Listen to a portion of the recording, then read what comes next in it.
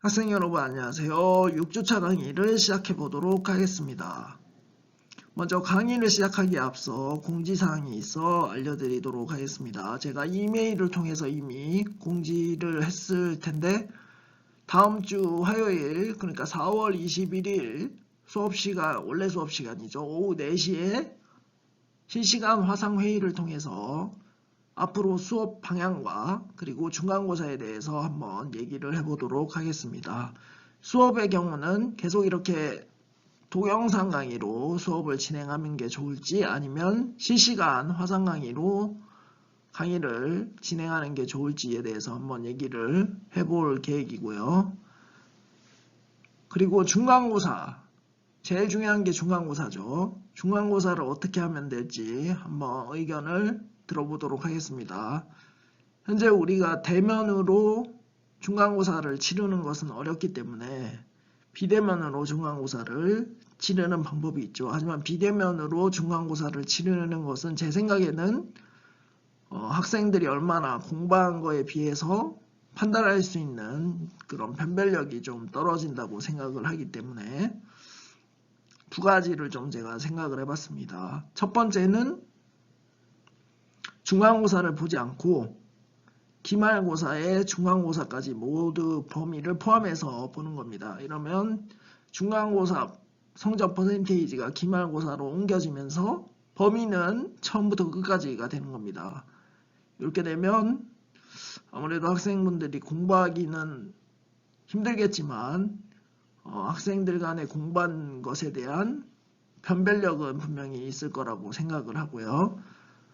그 다음 또 하나 생각한 것은 과제물 비율을 퍼센테이지로 올리고 중간고사를 새로운 과제물, 중간고사 대체용 과제를 또 해서 그걸 또 퍼센테이지를 줘서 평가를 하는 방식을 생각을 하고 있습니다. 그래서 이 두 가지에 대해서 어떻게 생각하는지 실시간 화상회의 때 한번 얘기를 해보도록 하겠습니다.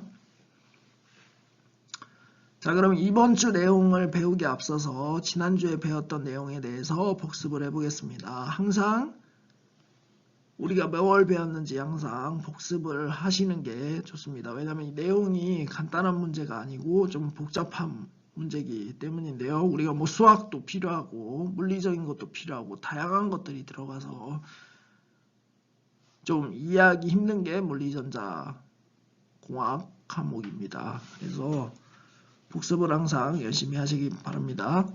자, 우리가 5주차 첫 번째 수업 시간에 시작할 때 했던 게 뭐였죠? 5주차 첫 번째로 우리가 3차원 슈레딩거 웨이브 이퀘이션을 이용해서 하이드로젠 아톰, 그러니까 수소 아톰의 웨이브 펑션이랑 전자가 존재하게 될 probability를 계산을 했었죠.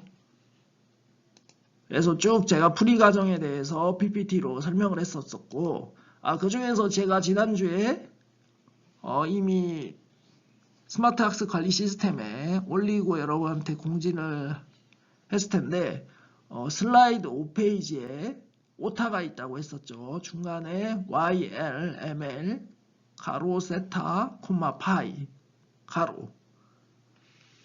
앵귤러 디펜던스한 웨이브 펑션이 4파이분의 1이라고 했었는데 이게 루트 4파이분의 1입니다. 4파이분의 1로 하면 우리가 그 밑에 radial probability density를 다음과 같이 구할 수가 없게 되는 거죠. 그래서 이거는 루트 4파이분의 1이 맞습니다. 요거를 숙지하시면 되겠고, 그리고 나서 우리가 실제로 거리 R에 따라서 웨이브 펑션과 그러니까 구좌표계에서 원자핵을 중심으로 떨어진 거리를 R로 정의를 했었죠. 그래서 그 거리 R에 따라서 웨이브 펑션과 일렉트론이 존재할 probability에 대해서 얘기를 했었습니다. 그래서 수소의 경우 n이 1일 때 전자가 위치할 확률이 가장 높았고 그 위치가 바로 보어 레디어스라는 값이랑 정확히 일치했다 라는 거를 얘기를 했었죠. 그리고 세 가지 퀀텀 넘버에 대해서 얘기를 했었습니다. 이 웨이브 이퀘이션을 풀 때 세 가지 퀀텀 넘버 N, L 그리고 ML을 얘기했죠. N은 principal 퀀텀 넘버라고 해서 원자 핵으로부터 이 전자가 얼만큼 떨어졌냐를 나타내는 거고, 그 다음에 L 같은 경우는 오비탈의 쉐이프라고 했었고, 그 다음에 ML은 마그네틱 퀀텀 파라미터로 공간에서 방향을 결정을 합니다. 그러니까 그 오비탈의 방향을 결정을 하게 되죠. 그래서 이 세 가지 파라미터로 각각 전자의 위치를 표현을 할 수 있다라고 했었고, 그래서 에너지를 계산했을 때, 수소 아톰의 에너지를 계산했을 때 N이 1일 때, 그러니까 가장 낮은 그라운드 스테이트일 때 에너지가 마이너스 13.6 일렉트론 볼트라고 했었습니다. 그리고 N이 1보다 크면 excited state라고 해서 역이된 상태라고 하고, 이 13.6 밀리볼트보다 13.6 일렉트론 볼트보다 큰 값을 가지죠. 왜냐하면 마이너스를 부호로 가지고 있기 때문에 큰 값을 가지고 절대값으로 보면 작아지는 상태가 되는 겁니다. 그리고 나서 우리가 넘버 하나를 더 배웠었습니다. 스핀 퀀텀 넘버였죠. 일렉트론이 스핀하는 방향에 따라서 두 가지로 나눌 수 있다고 했었고, 그래서 S 파라미터는 2분의 1 또는 마이너스 2분의 1이 된다고 했었습니다. 그리고 나서 파울리의 베타 원리에 대해서 배웠었죠. 이 N, L, ML, S로 표현되는 이 전자의 위치에는 두 개의 전자가 들어갈 수 없고, 각 이 위치 퀀텀 넘버 셋에 하나의 전자만 들어갈 수 있다라는 게 이제 파울리의 베타 원리였고, 그 다음에 훈트의 룰을 제가 얘기를 했었습니다. 훈트의 룰은 스핀이 이제 전자가 채워질 때 같은 오비탈에서 스핀이 같은 방향으로 먼저 채워진다라고 했었습니다. 그래서 지난주에 제가 숙제로 내준 거에 요 두 가지를 고려해서 풀어야 되는 문제가 있었죠. 다들 잘 풀었을 거라고 생각을 하고, 그리고 나서 우리가 이 NL, ML, S로 표현되는 이 셋이 어디에 쓰인다고 했었죠? 자, 아토믹 스트럭처에서 우리가 첫 주 시간에 전자를 노테이션 하는 방법을 배웠었습니다. 1s2, 뭐 2s2, 2p2 이렇게 해서 이 각각 퀀텀 넘버 셋이 요거를 의미하게 된다는 거를 우리가 최종적으로 알게 됐었죠. 그리고 나서 한 개의 수소 아톰의 웨이브 펑션과 probability를 구했었고, 요걸 바탕으로 그러면 수소 아톰이 두 개가 됐을 때 이게 점점 가까워지면 무슨 일이 일어나는지 살펴봤었습니다. 그래서 몰리큘이 형성이 되면 웨이브 펑션에 변화가 일어나게 되고, 전자가 위치하게 될 확률도 변화가 된다고 했었죠. 그리고 에너지도 이 원자의 개수만큼 쪼개진다고 했었습니다. 그래서 총 두 가지로 쪼개진다고 했었는데, 그게 바로 본딩 몰리큘 오비탈 그리고 안티본딩 몰리큘 오비탈 두 가지로 나눠진다고 했었죠.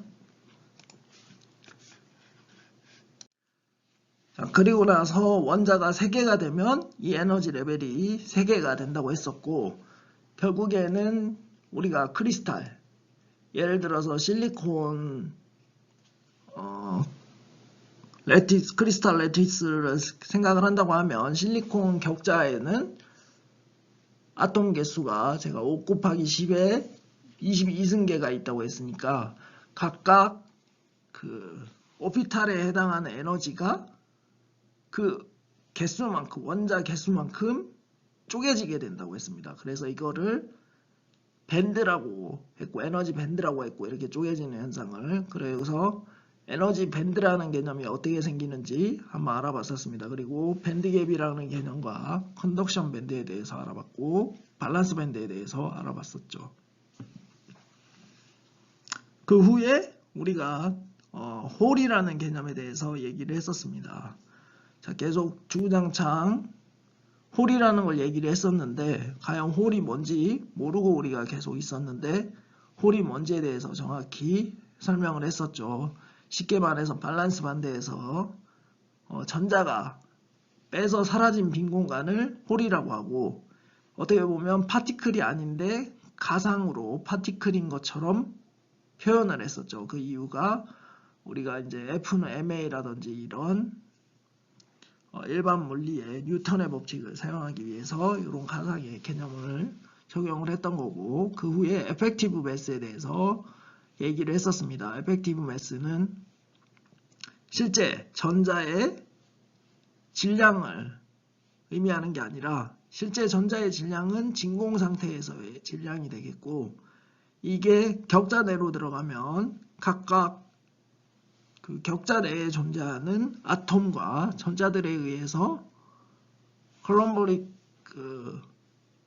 포스가 발생을 해서 영향을 준다고 했었죠. 그래서 이러한 영향이 고려된 질량이 에펙티브 매스라고 했었고, 각각 뭐 컨덕티비티를 구하냐, 덴시티 오브 스테이트를 구하냐, 뭐 이런 거에 따라서 이 전자나 홀의 에펙티브 매스는 달라질 수 있다고 했었습니다. 그러면 지난주 내용 중에 좀 중요한 거를 좀 더 자세히 한 번 더 얘기를 해보도록 하겠습니다. 그러면 에너지 밴드 이론에 대해서 알아보도록 하겠습니다. 아래에 보이는 그림은 실리콘이 서로 가까이, 실리콘 원자들이 서로 가까이 갔을 때 에너지가 어떻게 변하는지 나타내는 그림이 되겠죠. 그래서 실리콘 아톰은 원자 번호가 14니까 일렉트론이 14개가 있는 거고, 각각 여기에 N, L, M, S로 봤을 때 각각 1S, 2S, 2P는 오비탈이 전자로 꽉 차 있는 거고, 3S도 전자가 2개가 차 있고, 3P는 전자가 6개가 들어갈 수 있지만 2개가 들어가 있는 상태가 되는 거죠. 여기 N들은 아톰의 개수를 고려를 해서 N이라고 표시를 한 겁니다. 그래서 요 밑에 2P, 2S, 1S는 뭐 코어라고도 하는데, 이 부분들은 굉장히 전자가 꽉 차 있고 원자 핵과의 어떤 인력이 강하기 때문에 이렇게 아톰들이 가까이 가더라도 영향을 거의 받지가 않습니다. 그래서 1S는 거의 영향이 없고 2S, 2P도 거의 굉장히 실리콘 아톰이 가까이 갔을 때 조금 에너지 스테이트가 쪼개지는 걸 확인할 수가 있죠. 반면에 3S, 3P는 큰 영향을 받는다고 했었습니다. 여기서 이제 3S 같은 경우는 2개의 스테이트에 2개의 전자가 다 들어가 있지만 어차피 3S랑 3P는 구별하기가 힘들다고 했었죠. 왜냐하면 굉장히 가까운 위치에 있기 때문에. 그래서 이 3S, 3P는 동시에 영향을 받게 되는데, 실리콘 아톰이 굉장히 멀리 떨어져 있을 때는 3S에 En 스테이트가 존재하고 En 일렉트론이 들어갈 수 있게 됩니다. 그리고 3p 오비탈 같은 경우는 6n 스테이트와 존재하고 거기에 2n개 일렉트론이 들어가죠. 그러고 나서 이 아톰들이 점점점 가까워지면 에너지 레벨이 이렇게 쪼개지기 시작합니다. 그래서 쪼개지기 시작하다가 우리가 지난 수업 시간에 하이브리드 오비탈에 대해서 얘기를 했었죠. 그래서 각각 실리콘이 3S 오비탈 1개랑 3P 오비탈 아령 모양으로 된 오비탈 3개가 존재하게 되고, 각각 전제가 이렇게 차례차례로 채워진다고 했었는데, 공유 결합을 형성하기 전에 이 오비탈이 하이브리드 오비탈로 변화가 된다고 했었습니다. 이 하이브리드 오비탈로 변화하게 되면 각각의 오비탈이 서로 굉장히 먼 거리를 유지하기 위해서 변형이 된다고 했었죠. 그리고 각각의 오비탈에 하나의 전자씩 동일하게 들어간다고 했었고, 자, 그렇게 되면 지난 수업 자료에 보면 그림을 보면 아령 모양 중에 한쪽은 되게 큰데 한쪽은 작은 거를 확인할 수가 있습니다. 그런 식으로 만들어져서 각각 오비탈이 서로 멀리 떨어진 위치로 될 수 있게 변형이 되게 됩니다. 그래서 이렇게 밴드가 형성이 되는데 이거를 SP 밴드라고도 하는데 sp3 하이브리드제이션이라는 현상이 일어나서 생기는 거고, 요때 스테이트는 요 2n 값 6n이 합쳐진 8n 스테이트가 되는 거고, 전자는 2n에서 4n 개의 전자가 들어가 있게 되는 겁니다. 그리고 나서 실리콘 아톰이 점점 더 가까워지면 요 오피탈에 존재하는 전자들이 서로 공유 결합을 하겠죠. 그리고 나서 이 전자들이 서로 인터 아토믹 포스에 의해서 영향을 주게 됩니다. 예를 들면 중간에 아톰 중간에 일렉트론이 위치하게 되면 인력이 발생하게 되는 거고, 아톰이 존재하지 않게 되면 원자 핵 간에 밀어내는 청력이 발생하는 거죠. 이러한 현상 때문에 크게 두 가지 스테이트로 몰리큘 오비탈이 나눠질 수가 있다고 했습니다. 본딩이랑 안티본딩. 본딩 같은 경우는 그 아톰 사이에 전자가 들어가 있을 경우에 본딩이 된다고 했죠. 그럴 경우 에너지 스테이트가 낮게 된다고 했습니다. 왜냐하면 전자가 두 개의 전자가 공유 결합을 해서 가운데 위치하겠죠. 이 전자와 각각 옆에 있는 두 개의 원자핵들이 땡기는 힘을 가지기 때문에 상대적으로 에너지 스테이트가 낮아지게 되는 겁니다. 그래서 이렇게 되는 거고, 이때 스테이트는 4n 스테이트로 존재하게 되고 일렉트론은 4n 개가 들어가 있게 되는 거죠. 그래서 요거를 밸런스 밴드라고 한다고 했었고, 요 위쪽 같은 경우는 안티본딩 오피탈에 의해서 생기는 영역입니다. 안티본딩 오피탈은 원자핵끼리 서로 밀어내거나 아니면 전자가 서로 스핀이 패러럴해서 밀어낼 경우에 생기는 현상입니다. 그래서 여기 8n에 붙어 있던 게 각각 4n으로 쪼개지는 거죠. 4n으로 쪼개지고, 여기는 4n개 일렉트론이 존재하고 여기는 0n개 일렉트론이 존재하게 되는 겁니다. 그리고 가운데 밴드갭이라는 게 형성이 되고, 요 가운데 밴드갭에서는 어떠한 전자도 존재할 수가 없다고 얘기를 했었죠. 그래서 요거를 그림으로 나타내면 오른쪽처럼 밸런스 밴드라고 해서 아래쪽 밴드가 생기고 위쪽에 컨덕션 밴드가 생깁니다. 그리고 가운데 에너지 갭, 밴드 갭이라고 해서 어떠한 전자도 존재하지 않는 상태가 되는 거죠. 그리고 나서 이 밸런스 밴드에는 제가 전자가 꽉 차 있는 상태라고 했었고, 이 컨덕션 밴드에는 전자가 비어 있는 상태라고 했습니다. 이렇게 되는 상태가 절대온도 0K일 때라고 했었습니다. 이걸 꼭 기억해 주시고, 에너지 밴드 갭은 그래서 이 컨덕션 밴드의 제일 낮은 값과 밸런스 밴드의 제일 높은 값의 차로 이렇게 계산이 될 수 있다고 했습니다. 그래서 이 0K에서는 외부에서 일렉트릭 필드를 걸어주더라도 여기서 아래쪽 밸런스 밴드에서 일렉트론이 움직일 수 없고, 컨덕션 밴드에서도 움직일 수 있는 게 없기 때문에 커런트가 흐르지 않는다고 했었습니다. 요거를 꼭 기억해 주시고요. 하지만 뒤에 슬라이드에서 온도가 올라갈 때 어떻게 되는지 얘기를 했었죠. 그래서 온도가 증가하게 되면 이 온도에 의해서 요 밑에 밸런스 밴드에 있던 일렉트론이 에너지를 받아서 이렇게 익사이테이션이 되게 됩니다. 그러니까 컨덕션 밴드 쪽으로 올라가게 되는 거죠. 이러려면 이 에너지, 전달되는 에너지가 이 에너지 밴드의 이지보다 커야겠죠. 그리고 빛을 줬을 때도 똑같이 이렇게 뛰어넘는 현상이 발생을 하게 됩니다. 이렇게 빛을 줬을 때 뛰어넘어서 올라가는 경우는 어떨 때 많이 이용되냐?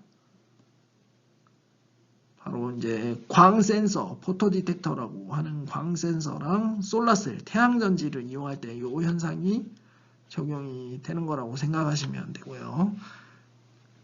그래서 어쨌든 0K에서 온도가 올라갔을 때 이렇게 전자가 위쪽 컨덕션 밴드로 올라가서 전류 흐름에 기여할 수 있게 된다고 했었죠. 그때 이렇게 빈 공간이 생기게 되는데, 밸런스 반드에 빈 공간이 생기게 되는데 요거를 홀이라고 한다고 했었습니다. 그리고 요거를 수식적으로 커런트 덴시티를 계산해 보면, 커런트 덴시티는 우리가 3주차인가요? 그때 공부했을 때 일렉트리컬 차지 곱하기 드리프트 벨로시티 곱 한 다음에 모든 전자의 이 값들을 더한 게 커런트 덴시티라고 했었죠. 그래서 이게 전자가 밑에 컨덕션 밸런스 밴드에 꽉 차 있으면 이게 0이 되는 거고, 여기서 하나가 빠지면 요거는 0이지만 요 하나가 전류에 기여하게 되는데 부호가 플러스가 된다고 했습니다. 마이너스에서 마이너스. 그래서 우리가 홀을 포지티블리 차지드 파티클이라고 생각을 하고 개념을 정립한 다음에 적용을 한다고 설명을 했었습니다. 자, 그래서 우리가 인트린직 실리콘, 그러니까 퓨어한 실리콘이죠. 디펙이나 어떤 임퓨리티 등이 없는 인트린직 실리콘에서 이 일렉트릭 필드를 가해줬을 때 각각 전자와 홀이 어떻게 이동하는지에 대해서 얘기를 한번 해본다고 했었습니다. 그래서 결론적으로 커런트의 방향이랑 일렉트릭 필드의 방향은 똑같고, 컨덕션 밴드의 일렉트론은 일렉트릭 필드의 반대 방향으로 움직이고, 밸런스 반드의 홀은 일렉트릭 필드의 방향과 똑같은 방향으로 움직인다고 했었습니다. 그리고 캐리어라는 것은 그냥 일렉트론이랑 홀을 얘기하는 게 아니고, 컨덕션 밴드에 존재하는 일렉트론을 캐리어라고 하고, 왜냐? 전류의 흐름에 기여를 할 수 있기 때문에. 밸런스 밴드에 있는 일렉트론은 전류에 기여를 할 수 없다고 제가 말을 했었죠. 그리고 또 하나가 밸런스 밴드에 있는 홀, 요게 캐리어라고 했습니다. 그래서 캐리어의 정의가 정확하게 요 두 개다라고 이렇게 설명을 했었고요. 그리고 인트린직 실리콘, 인트린직 세마이컨덕터에서 꼭 기억해야 될 부분 중에 하나가 요 일렉트론이랑 홀이 항상 쌍으로 생긴다는 거를 기억을 하셔야 되겠습니다. 제가 지난 수업 시간에 얘기를 했던 것 같긴 한데, 어쨌든 에너지가 가해져서 이렇게 전자가 여기가 돼서 올라가면, 컨덕션 밴드로 올라가면 반드시 밸런스 밴드에는 홀이라는 게 생깁니다. 그래서 항상 이 인트린직 세마이컨덕터에서는 일렉트론과 홀이 동시에 생성된다고 생각을 하시면 되겠습니다. 그렇게 해서 이 두 개가 전류에 기여를 하는 거죠. 요거 말고 익스트린직 세마이컨덕터는 이제 도핑이 돼서 다른 현상을 보이게 되는데, 그거는 이번 주 수업 시간에 얘기를 아마 하게 될 것 같습니다.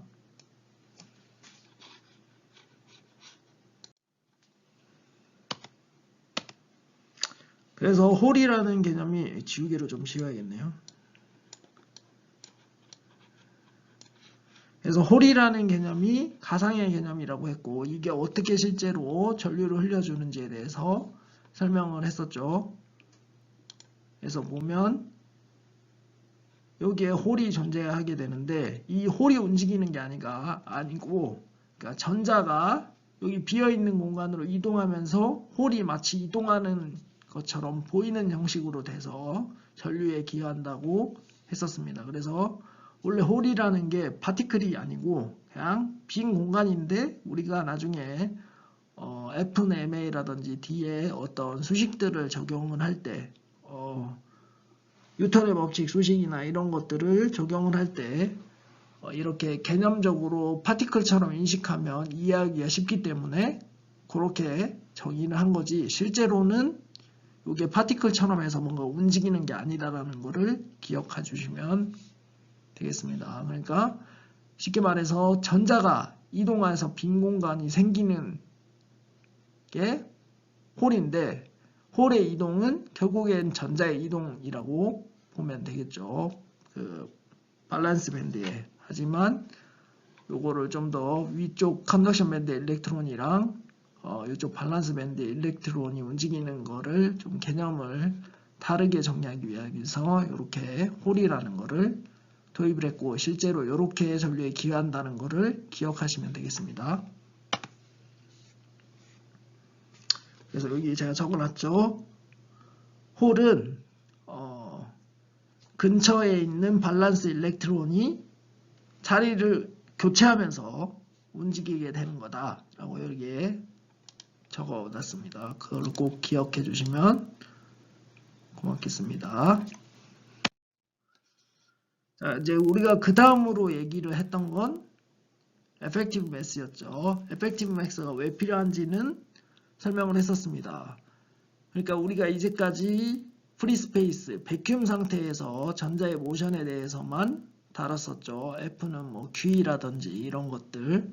하지만 실제로 실리콘이 크리스탈 격자 내로 들어가게 되면 이 진공 상태와 다르게 내부에 어떤 일정한 주기적인 포텐셜이 생기게 되고, 이게 일렉트론이나 뭐 홀에 영향을 준다고 보면 되겠습니다. 그래서 이러한 영향을 고려하기 위해서 에펙티브 맥스라는 개념이 생기게 된 거고, 그래서 이 에펙티브 S는 실리콘 격자 내에서 전자가 받는 어떤 다른 내부의 힘을 적용한 수치이기 때문에 크리스탈 방향이라든지, 왜냐하면 크리스탈 방향이 바뀌게 되면 격자의 위치가 바뀌게 되는 거죠. 그래서 영향을 받는 거고, 그 다음 템퍼러처에도 영향을 받죠. 왜냐하면 템퍼러처가 증가하면 증가할수록 레디스 바이브레이션이 커지기 때문에 에펙티브 매스가 또 변하게 되는 거죠.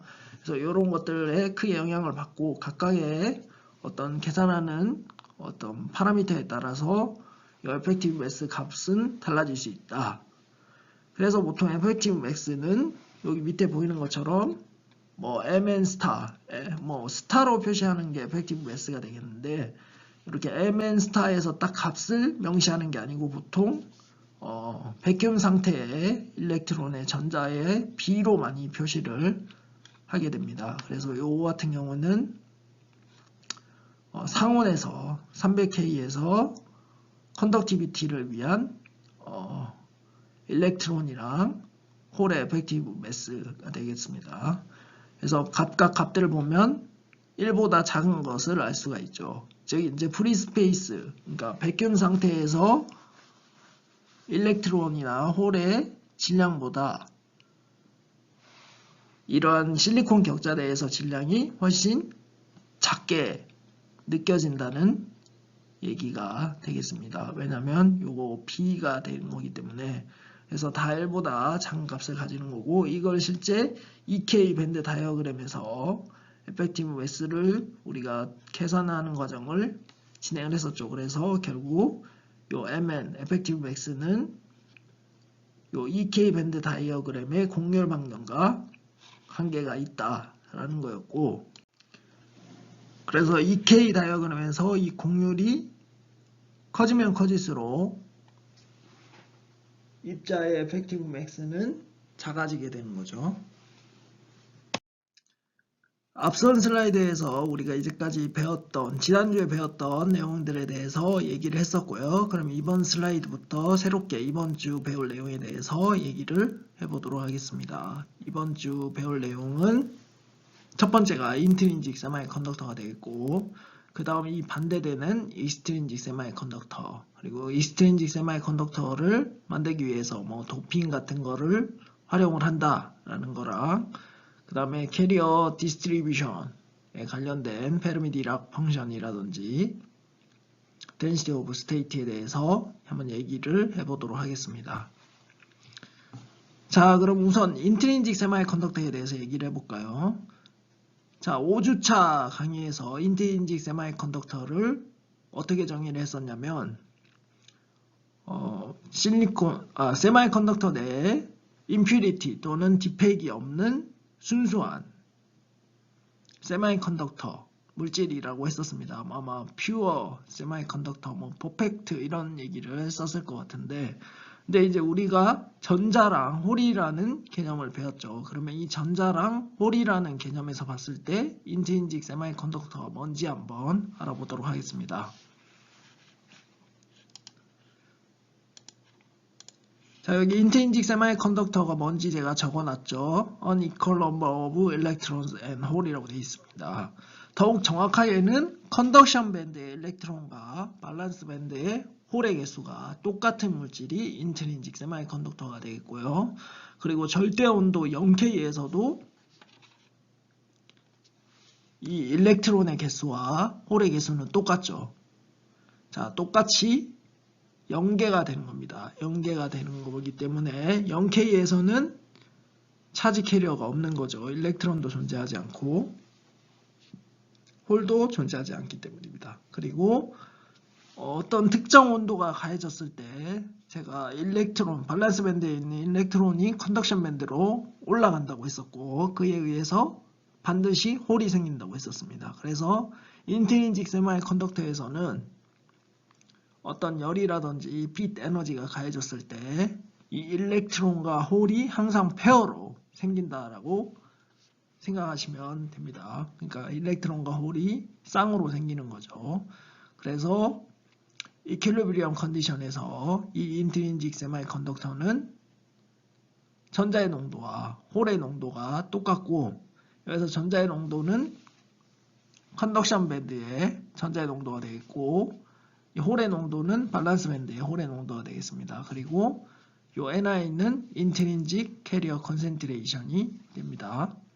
그리고 under equilibrium condition이라고 되어 있는데 이 equilibrium condition이라는 거는 쉽게 말하면 죄송합니다.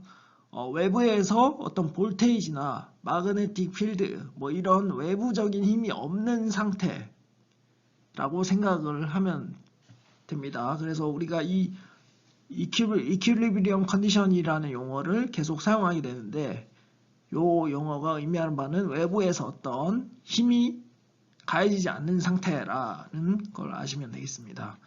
그래서 어쨌든 제가 홀 개수랑 전자 개수가 같다고 했죠. 그렇게 같아지는 이유는 여기 격자 그림에서 보면 어떤 열 에너지나 빛 에너지가 가해졌을 때 일렉트론이 이렇게 튀어나오면 그 공간에 반드시 이렇게 홀이 생긴다.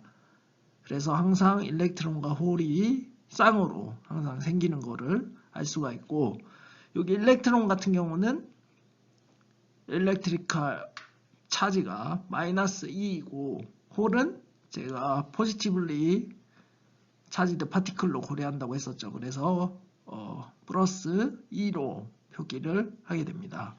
그리고 상온에서 인트린직 캐리어 컨센트레이션 같은 경우는 온도에 따라서 영향을 많이 받고 그 다음에 밴드갭에 따라서도 영향을 많이 받습니다. 왜냐하면 우리가 밴드갭에서 어떤 에너지를 가해줬을 때 밸런스 밴드에 있는 일렉트론이 컨덕션 밴드로 올라가서 생기는 전자의 농도 또는 홀의 농도가 인트린직 캐리어 컨센트레이션이기 때문이죠. 그래서 여기 룸 템퍼러처에서 보면 실리콘 같은 경우는 1.5 곱하기 10의 10승 큐빅 센치가 되고 절마늄 같은 경우는 2 곱하기 10의 13승 큐빅 센치가 됩니다. 여기에 이제 NI가 밴드갭이랑 앱솔루트 템퍼러처에 의존한다고 했었죠. 제가 아까 설명을 했었죠. 왜냐면 이 밴드갭을 뛰어넘어가서 어떤 에너지를 받아서 밴드갭을 뛰어넘어가서 요 캐리어 컨센트레이션이 결정이 되기 때문입니다. 그래서 실리콘이랑 절마늄을 비교해 보면 같은 온도에서 절마늄이 캐리어 컨센트레이션이 훨씬 높죠. 이 얘기는 실리콘보다 절마늄이 밴드갭이 작다는 의미가 됩니다. 그리고 온도가 만약에 증가한다. 그러면 이 캐리어 컨센트레이션은 증가하겠죠. 왜냐하면 더 많은 에너지를 받아서 더 많은 일렉트론들이 컨덕션 밴드로 올라가기 때문이죠. 그에 상응해서 밸런스 밴드에 홀이 발생을 하고 그래서 요 1.5 곱하기 10의 10승 같은 거는 요 파라미터 수치는 우리가 추후에 PN 다이오드나 여러가지 수식에서 굉장히 많이 활용되기 때문에 이 수치는 꼭 기억을 해주시면 좋겠고요. 그리고 우리가 단순히 생각했을 때 1.5 곱하기 10의 10승 하면 개수가 굉장히 많은 것 같죠. 근데 우리가 실리콘 아톰의 개수가 5 곱하기 10의 22승계라고 했었습니다. 그리고 이렇게 격자를 형성할 때 본딩이 하나, 둘, 셋, 4개가 형성이 되죠. 그래서 아톰당 4개의 본드가 형성된다고 하면 큐빅 센치당 2 곱하기 10의 23승계의 본드가 존재하는 건데, 이 본드 하나가 깨질 때 이렇게 일렉트론과 홀이 생긴다고 했었죠. 근데 요 2 곱하기 10의 23승계 중에 실제로 생기는, 상온에서 실제로 생기는 건 1.5 곱하기 10의 10승밖에 안 되죠. 그 말은 10의 13개당 1개의 본드가 깨진다는 의미가 되는 거니까 이 수치가 이렇게 생각하면 그렇게 크지가 않은 수치입니다. 그리고 또 우리가 하나 알아야 될 것은 steady state carrier concentration is maintained이라는 말이 있는데, 이게 무슨 의미냐면 시간에 따라서 캐리어 콘센트레이션이 변하지 않고 유지가 될 때, 이때 어떻게 되냐, 내부적으로 일렉트론과 홀이 리콤비네이션 되는 속도와 일렉트론과 홀이 제너레이션 되는 속도가 똑같다. 요거를 또 기억하시면 되겠습니다. 그러니까 인트린직 실리콘 내에서도 어떤 열 에너지를 가해줬을 때 일렉트론 홀 페어가 생긴다고 했었죠. 근데 항상 생기는 현상만 발생하는 게 아니고, 요 일렉트론이 컨덕션 밴드를 가다가 뭐 어떤 거에 충돌을 해서 에너지를 잃고 다시 밸런스 밴드로 내려가는 경우도 있습니다. 이런 경우를 이제 리콤비네이션이라고 하는데, 요거는 이제 나중에 추후에 뭐 배우게 될 것 같은데요. 그래서 시간에 따라서 스테디 스테이트 캐리어 컨센트레이션이 계속 유지가 된다는 의미는 이 내부에서 제너레이션 되고 일렉트론 홀 페어가 제너레이션 되고 리콤비네이션 되는 속도가 서로 똑같다. 그래서 개수가 계속 유지가 된다라고 생각을 하시면 되겠습니다. 다음으로 인트린직 세마이컨덕터의 반대 개념인 익스트린직 세마이컨덕터에 대해서 얘기해 보도록 하겠습니다. 자, 익스트린직 세마이컨덕터는 이 전자와 홀 개념으로 봤을 때 인트린직 세마이컨덕터와 어떤 차이가 있냐고 하면, 여기에 적혀 있죠. 캐리어 콘센트레이션 N 그리고 P가 이 NI랑 다르다. 즉 인트린직 캐리어 콘센트레이션이랑 이 홀 농도와 전자의 농도가 차이가 난다는 의미가 되겠습니다. 우리가 인트린직에서는 요 세 가지가 다 똑같다고 했었죠. 하지만 요 익스트린직 같은 경우에는 요 인트린직 캐리어 콘센트레이션과 전자의 일렉트론의 콘센트레이션과 홀의 콘센트레이션이 같은 값을 가지지 않습니다. 그러면 요 익스트린직 세마이컨덕터는 또 두 가지로 나눌 수가 있겠는데요. N타입 세마이컨덕터라고 하는 거와 B타입 세마이컨덕터로 나눌 수가 있는데, 이제 요거는 우리가 PN 다이오드 뭐 하거나 BJT 할 때도 계속 사용되는 용어 및 개념이니까 잘 숙지를 하시면 좋겠습니다. N타입 세마이컨덕터 같은 경우는 쉽게 말해서 일렉트론이 홀보다 훨씬 많은 상태라고 보시면 되겠습니다. 그래서 전자의 농도가 홀의 농도보다 훨씬 크죠. 요게 이제 N타입 세마이컨덕터고, B타입 세마이컨덕터는 홀의 농도가 전자의 농도보다 훨씬 큰 상태입니다. 그래서 이 두 가지 익스트린직 세마이컨덕터 종류가 있고, 그럼 요거를 어떻게 만드냐? 여기 도핑이라고 되어 있죠. 도핑이라는 개념을 이용해서 우리가 이 익스트린직 세마이컨덕터를 만들게 됩니다. 그러니까 인트린직 세마이컨덕터에 이 도핑이라는 테크닉을 적용을 해서 익스트린직 세마이컨덕터를 만들게 되는 거죠. 자, 그럼 도핑이 뭐냐? 도핑은 전자 또는 홀의 농도를 증가시키는 테크닉이다. 그럼 이걸 어떻게 증가시키냐? 여기 보면 Specific Impurity Atom, 즉 도펀트라고 하는, 다른 말로는 도펀트라고 하는 요거를 인트린직 세마이컨덕터에다 주입을 시켜줘서 전자와 홀의 농도를 변화시키는 테크닉을 도핑이라고 한다 라고 생각하면 되고, 이 도핑으로 우리가 익스트린직 세마이컨덕터를 만듭니다. 그리고 이 도펀트 종류에는 크게 두 가지가 있습니다. 그러니까 임퓨리티 아톰이죠. 도너와 억셉터가 있는데, 도너 같은 경우는 전자를 증가시키는 도펀트가 되겠고, 자, 우리가 실리콘을 예로 들어보자면 실리콘이 4족 원소죠. 그러면 몇 족 원소를 추가를 해야 전자의 농도가 증가할까요? 자, 5족이죠. 그래서 5족에 포스포러스, 아세니, 안티모니 같은 것들을 주입해주게 되면 전자의 농도가 늘어나게 됩니다. 그리고 억셉터는 홀을 증가시키는 도펀트가 되겠고, 요거는 주기율포에서 3족에 해당하는 원소가 되겠습니다. 그 중에서 보론이 얘가 되어 있고요. 그러니까 3족이랑 5족에 굉장히 많은 원소들이 있는데, 여기서 이제 특별한 원소들만 얘기한 이유는 뒤에 가서 좀 설명을 하겠습니다. 그리고 요거는 전부 지금 실리콘의 경우에 대해서 한정해서 지금 설명을 하고 있는 겁니다. 그래서 아래쪽 그림을 보면 왼쪽에 N타입 세마이컨덕터 같은 경우는 이 실리콘 격자 내에 우리가 도핑을 이용해서 이렇게 포스포러스, 전자가 더 많은 5족 아톰들을 이렇게 넣어줘서 N타입 세마이컨덕터로 만드는 거고, 그래서 여기에 전자가 이렇게 톡 튀어나오게 되는 거죠.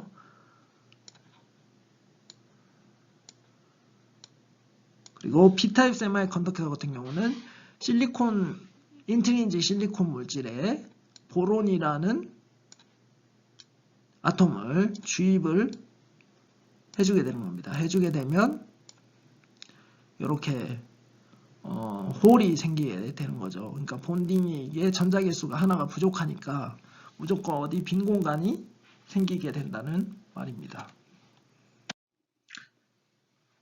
자, 그러면 익스트린직 세마이컨덕터에서 N타입 세마이컨덕터와 B타입 세마이컨덕터에서 전자와 홀이 어떻게 생기게 되는지, 그 생기는 과정에 대해서 좀 에너지 밴드 다이어그램을 이용해서 설명을 좀 해보겠습니다.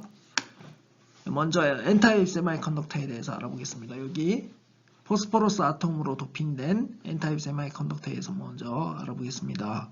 여기 왼쪽에 그림이 있죠. 실리콘 격자 내에서 포스포러스 아톰이 이렇게 도핑된 상태입니다. 이때 절대 온도는 거의 뭐 0K라고 생각을 하면 되고, 이때 보면 일렉트론이 도너 일렉트론이라고 명시가 되어 있고, 여기 포스포러스에 딱 결합이 돼서 움직이지 못하게 되어 있는 상태가 되어 있죠. 이런 것들은 뭐 코발란트 본드 일렉트론이라는 거는 계속 얘기를 해왔기 때문에 아는 부분이 되는 거고,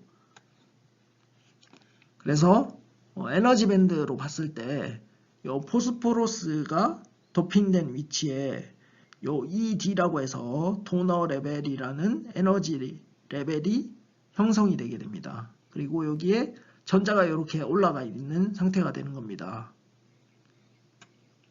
요게 절대 온도 0K에서 상태가 되겠고, 이 0K에서는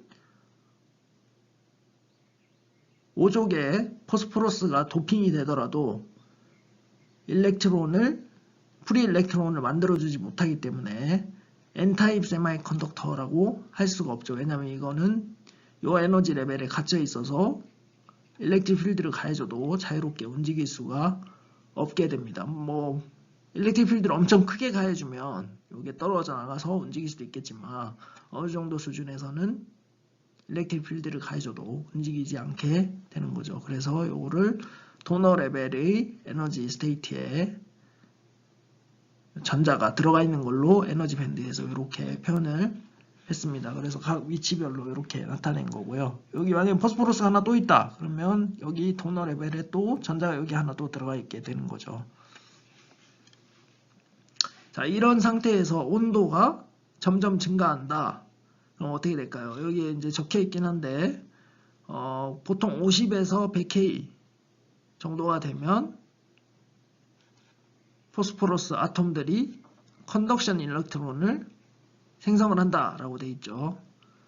그러니까 보통 상온 300K에서 충분하게 여기 도너 레벨에 잡혀있던 일렉트론이 열 에너지로 인해서 컨덕션 밴드로 이렇게 올라가서 일렉트론을 생성하게 됩니다. 그래서 이 에너지 레벨을 아이오나이즈드 도너 레벨이라고 명칭을 정의를 하고, 이렇게 올라가게 되면 프리 일렉트론이 돼서 외부에서 전개를 가해주거나 할 때 자유롭게 움직이게 되는 거죠. 그래서 보면 여기서는 도너라는 아톰에 일렉트론이 이렇게 결합돼서 붙어 있지만 어느 정도 열 에너지가 가해주면 이렇게 떨어져 나가서 자유롭게 움직이게 되는 겁니다.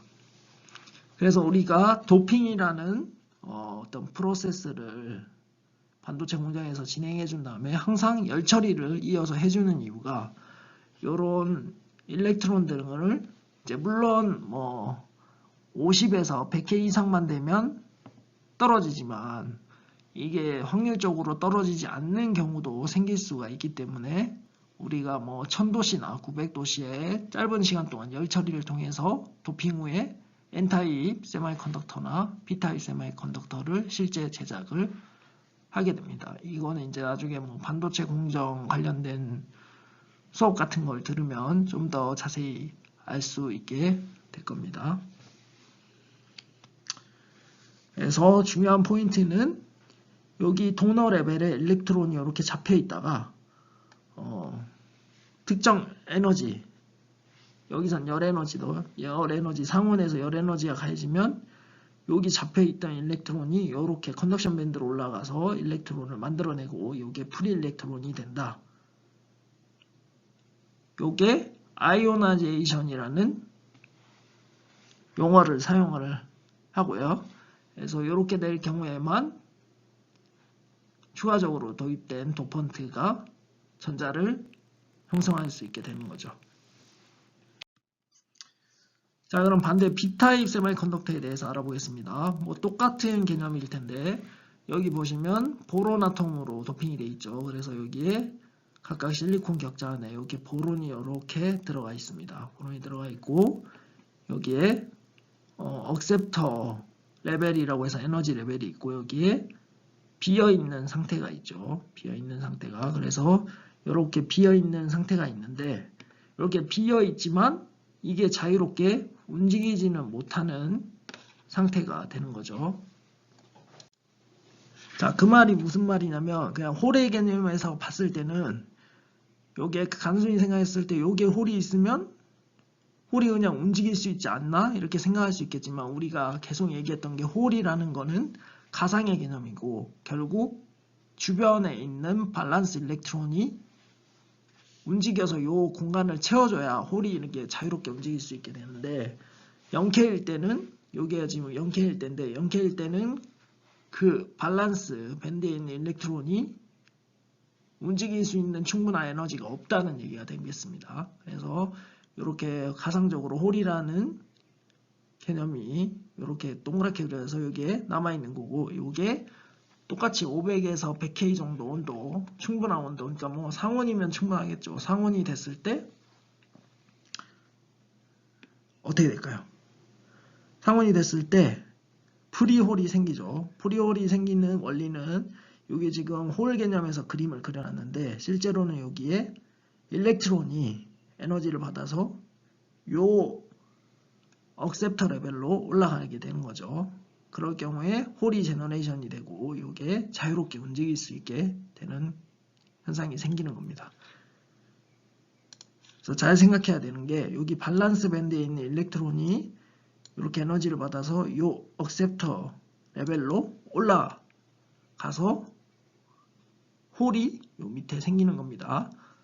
그래서 이러한 과정을 똑같이 아이오나이제이션이라고 하고 이렇게 될 경우 전자의 농도보다 홀의 농도가 더 많아지죠. 그러니까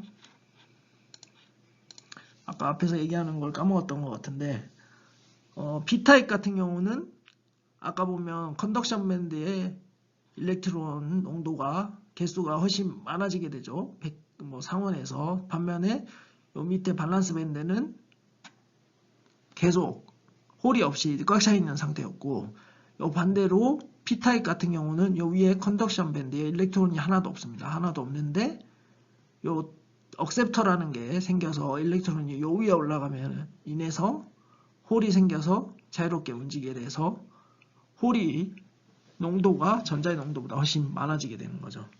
그리고 요 사이는 원래 밴드갭이라고 해서 에너지 스테이트가 없는 상태라고 했었죠. 근데 요런 보론이라는 물질이 들어가면서 다른 에너지 스테이트를 만들어낸 거라고 생각을 하면 되겠습니다. 이 에너지 밴드갭에서 에너지 스테이트가 없다는 것은 실리콘끼리 이렇게 결합해 있을 때 그 사이에 어떤 밴드가 없다는 얘기입니다. 아까 앞에서 우리가 그림에서 제가 설명을 했었죠. 에너지 밴드갭에 대한 개념을. 그래서 이러한 도너나 억셉터 같은 거를 넣어줘서 여기 밴드갭 사이에 어떤 특정 에너지 레벨을 만들어 주는 게 도핑이라고 생각을 하시면 되겠습니다. 근데 우리가 특정 이온들만 언급을 했죠. 5족이랑 3족에 굉장히 많은 아톰들이 있는데도 불구하고 그 이유는 다음 슬라이드에서 얘기를 해보겠습니다. 이렇게 홀이 제너레이션 되는 걸 제가 표시를 자, 앞선 슬라이드에서 3족과 5족에 많은 원소들이 존재하는데 특별히 아세닉, 포스포러스, 안티모니, 보론만 도펀트로 주로 쓰이는 이유에 대해서 제가 알아본다고 했었죠. 그래서 이제부터 우리가 알아볼 건 도너와 억셉터의 아이오나이제이션 에너지입니다. 이 에너지가 뭐냐면 아까 억셉터랑 도너에 의해서 에너지 레벨, 도너 레벨, 억셉트 레벨이 생기는데 이때 여기에 각각 존재하는 전자 그리고 비어있는 상태에서 프리 일렉트론과 프리 홀을 만들어내는 에너지를 의미하게 되겠습니다. 이게 아이오나이제이션 에너지가 되겠고요. 다른 말로는 바인딩 에너지라고 합니다. 그래서 아까 앞에도 설명을 했겠지만 앞에서 설명을 했죠. 그래서 도너 억셉터의 프리 일렉트론과 프리 홀은 아톰에 굉장히 약하게 연결되어 있는 상태에서 우리가 조금의 에너지만 가졌을 때 이게 자유롭게 움직일 수 있게 되는 것을 의미합니다. 그래서 우리가 이 바인딩 에너지가 얼마가 되는지 간략하게 좀 계산을 해보겠습니다. 그러기 위해서 홀을 하는 것보다 실제 존재가 있는 일렉트론을 하는 게 쉬우니까 도너의 5족이죠. 5족의 도너의 5번째 일렉트론이 가지고 있는 바인딩 에너지가 얼마인지 한번 대략적으로 알아보도록 하겠습니다. 그러기 위해서 보어 모델을 사용을 하고요. 그 중에서도 원자핵이 하나가 있고 전자가 제각에 하나가 돌고 있는 하이드로젠 아톰을 모델로 하겠습니다. 간략화하기 위해서. 그래서 하이드로젠 아톰의 뉴클리시스 즉 원자핵은 포지티블리 차지드 도너 코어가 되겠고 그 다음에 하이드로젠 아톰의 일렉트론은 5번째 일렉트론이 되는 겁니다. 그러니까 이 왼쪽이 하이드로젠의 경우를 얘기하는 거고 이 오른쪽은 우리가 도너 또는 억셉터라는 도펀트를 대칭적으로 어떤 의미로 보면 되는지를 설명하는 겁니다.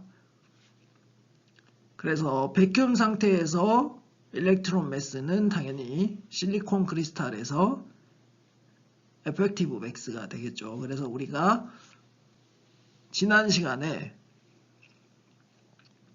하이드로젠의 그라운드 스테이트 에너지를 계산했었죠. 그 값이 마이너스 13.6 일렉트론 볼트였고 이 시기에서 우리가 하이드로젠 아톰 대신에 굉장히 러프하게 요 도너 이온, 도너 아톰에 대해서 계산을 하기 위해서 식을 좀 수정을 합니다. 여기 질량 같은 경우는 에펙티브 맥스를 대입을 해주고, 그 다음에 원래 입실론 S만 있었는데 유전율이죠. 그러니까 백겸 상태에서 유전율인데 우리가 실리콘 격자가 되기 때문에 이 값에는 실리콘의 유전율도 곱해지게 되는 겁니다. 이게 11.8 정도의 값을 가지게 되고요. 그래서 여기 대입을 해주고, 여기 N 같은 경우는 1이 되겠죠. 왜냐하면 그라운드 스테이트를 예로 들기 때문에. 그렇게 했을 때 우리가 계산을 해보면 오른쪽과 같이 간략화할 수 있게 됩니다. 그래서 M0 곱하기 입실론 S의 제곱분의 에펙티브 맥스 그리고 EHN1 이라고 되어 있죠. 요거는 값이 13.6 일렉트론 볼트라고 했습니다. 마이너스 13.6 일렉트론 볼트. 자, 우리가 앞에 슬라이드에서 컨덕티비티에 대한 일렉트론의 에펙티브 맥스는 0.3이었나요? 0. 그 정도 값을 가졌죠. 근데 요걸 계산할 때 에펙티브 맥스는 1.03인가 06에 대한 값이 되겠습니다. 그래서 대략적으로 계산해 보면 최종적으로 마이너스 0.1 일렉트론 볼트라는 값이 나오는 걸 알 수가 있죠. 자, 이게 무엇을 의미하냐면 도너를 우리가 예를 들었죠. 도너에서 5족 원소들이 여러 개가 있는데 그 중에서 아세닉이랑 포스포러스, 안티모니가 다른 원소들보다 이 바인딩 에너지가 작기 때문에 도너로 주로 활용을 하는 겁니다. 실제 예를 보면 아세닉 같은 경우는 0.054 그리고 포스포러스 같은 경우는 0.045 그리고 안티모니는 0.039 일렉트론 볼트죠. 그래서 실리콘 밴드갭으로 생각을 해봤을 때 거의 20분의 1가량 작은 값인 걸 알 수가 있습니다. 자, 아까 앞선 슬라이드에서 도너와 억셉터의 아이오나이제이션 에너지에 대해서 얘기를 했습니다. 어떤 값을 가지는지 바인딩 에너지. 여기 아래 표에도 지금 정리가 돼 있죠. 그러면 아까 봤던 것들 안티모니, 포스포러스, 아세닉, 보론, 여기 추가로 알루미늄, 인디움 뭐 이런 것들이 정리해 놨습니다. 그래서 각각 아이오나이제이션 에너지가 안티모니는 0.039, 포스포러스는 0.044, 그리고 아세닉은 0.054, 보론은 0.045, 알루미늄은 0.057, 인디움은 0.16 일렉트론 볼트죠. 그러면 이게 에너지 밴드 측면에서 봤을 때 어떤 의미를 가지는지 한번 살펴보도록 하겠습니다. 자, 우리가 앞선 슬라이드에서도 얘기를 했었는데 도너의 경우에는 일렉트론이 아이오나이제이션 에너지를 받아서 도너 레벨에서 컨덕션 밴드로 이렇게 일렉트론이 올라가죠. 그리고 프리 일렉트론이 되는 거고, 반대로 억셉터 같은 경우는 여기 밸런스 밴드에 있는 일렉트론들이 아이오나이제이션에 해당하는 에너지를 받아서 이 억셉터 레벨로 올라가서 홀을 생성하는, 그러니까 프리 홀을 형성하는 게 되죠. 그래서 아까 에너지 밴드 그려봤을 때 컨덕션 밴드와 밸런스 밴드가 있을 때 여기 각각 ED라고 해서 도너 레벨 에너지가 있고 억셉터 레벨 에너지가 있죠.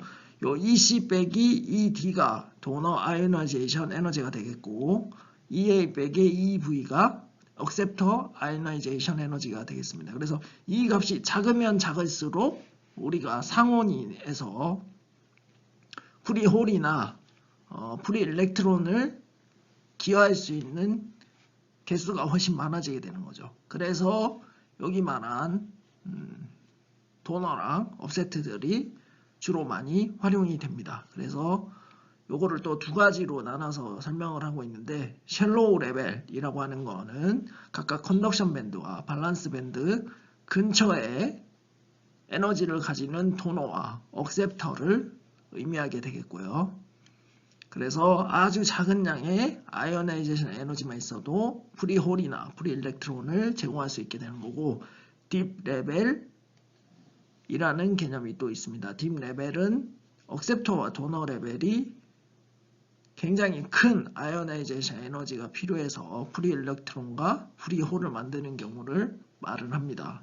그건 이제 주예가 골드, 카파, 플래티늄이 되겠고, 그러니까 쉽게 말해서 요 쉘로 레벨을 가지는 물질들은 요 EC-ED 또는 EA-EV가 굉장히 작은 값을 가진다는 거고, 딥 레벨은 요 값들이 굉장히 커진다는 겁니다. 그래서 웬만한 온도, 에너지 가지고는 프리 일렉트론이나 프리홀을 만들 수가 없다는 겁니다. 자, 이제 이해가 되셨죠? 자, 앞선 슬라이드를 통해서 우리가 인트린직 매트리얼 그리고 익스트린직 매트리얼, 더 자세하게는 인트린직 세마이컨덕터와 익스트린직 세마이컨덕터에 대해 배웠고, 익스트린직 세마이컨덕터에는 N타입 그리고 B타입 세마이컨덕터가 있다 걸 배웠습니다. 그리고 나서 도핑에 의해서 이런 것들이 이루어지고, 도너와 억셉터라는 게 있는데 요게 어떤 의미를 가지든지 어떻게 해서 프리일렉트론과 프리홀을 만드는지에 대해서 제가 설명을 했습니다. 지금부터 알아볼 것은 과연 그럼 각 에너지 밴드에서 캐리어, 즉 홀이나 전자가 얼마나 분포하는지 알아보는 거에 대해서 공부해 보도록 하겠습니다. 자, 그러면 우리가 에너지 밴드에서 이러한 캐리어 양은 어떻게 알 수 있을까요? 그걸 알기 위해서는 일단 캐리어 분포가 어떻게 되는지 알아야 되겠죠. 그래서 이 캐리어 분포를 나타내는 개념이 크게 두 가지가 있습니다. density of state, density of state라고 해서 에너지 스테이트가 어떻게 분포하는지를 나타내는 게 되겠고, 그 다음으로 페르미-디락 스테이틱스라고 되어 있는데, 페르미-디락 펑션이라고 해서 각 에너지별로 전자가 채워질 확률을 나타내는 함수가 되는데, 이 두 함수로 우리가 캐리어 디스트리뷰션과 컨센트레이션, 즉 농도를 계산할 수 있게 되는 겁니다. 자, 요거에 대해서 한번 공부를 해보도록 하겠습니다. 자, 앞선 슬라이드에서 제가 간략하게 density of state랑 페르미-디락 스테이틱스를 통해서 캐리어의 컨센트레이션을 구할 수 있다고 했었죠. 그럼 캐리어 컨센트레이션이 어떻게 구해지는지 한번 알아보도록 하겠습니다. 첫 번째로 일렉트론 캐리어 컨센트레이션에 대해서 알아보겠습니다. 뭐 어차피 일렉트론이랑 홀이랑 비슷하기 때문에 첫 번째로 일렉트론에 대해서 알아보고 그 후에 홀에 대해서 얘기를 한번 해보도록 하겠습니다. 자, 여기 N0가 의미하는 거는 일렉트론의 캐리어 컨센트레이션, 즉 농도를 의미하고, 단위는 개수당 개수 per 큐빅 센치입니다. 단위 세제곱 센티미터당 몇 개가 있냐 이걸 의미하게 되는 거고요. 여기서 G로는 이퀄리브리엄 컨디션을 뜻합니다. 그래서 외부에서 어떤 볼테이지나 마그네틱 필드나 뭐 다른 어떤 외부 힘이 가해지지 않는 상태다라는 걸 의미하게 되겠고요. 그래서 이 전자의 농도는 어커펀시 곱하기 allowed state로 계산이 되고, allowed state는 개수 per 센치 세제곱이죠. 그럼 이거 어커펀시는 뭐냐? 요거는 여기 allowed state에서 전자가 채워질 확률을 의미합니다. 그래서 여기 우리가 교실을 예를 들어 볼까요? 교실이 좌석이 의자가 100개가 있는데 요 자리를 채울 수 있는 확률이 20%다. 그렇게 되면 우리가 이 교실 안에서 사람의 수를, 학생의 수를 계산할 수 있게 되는 거죠. 이런 개념으로 생각을 하시면 되겠고, 그래서 요거를 식으로 나타내면 N0는 인테그라 EC부터 무한대입니다. 그러니까 컨덕션 밴드부터 컨덕션 밴드 위쪽, 여기에 일렉트론이 존재한다고 했었기 때문에 이렇게 인테그랄을 해주고, EC랑 EV 사이는 밴드갭이라고 했었죠. 여기에는 어떠한 스테이트도 존재하지 않기 때문에 고려를 하지 않는 겁니다. 그리고 여기 F2라는 거는 페르미 디스트리뷰션 펑션, 그러니까 페르미-디락 펑션이라고 해서 뒤에 얘기를 할 텐데, 쉽게 말해서 각 에너지 스테이트에서 각 에너지 레벨에서 전자가 채워질 확률을 나타내는 함수가 되겠고요. 그래서 요거 곱하기 DCE라고 되어 있죠. 요거는 density of state입니다. 단위가 개수 per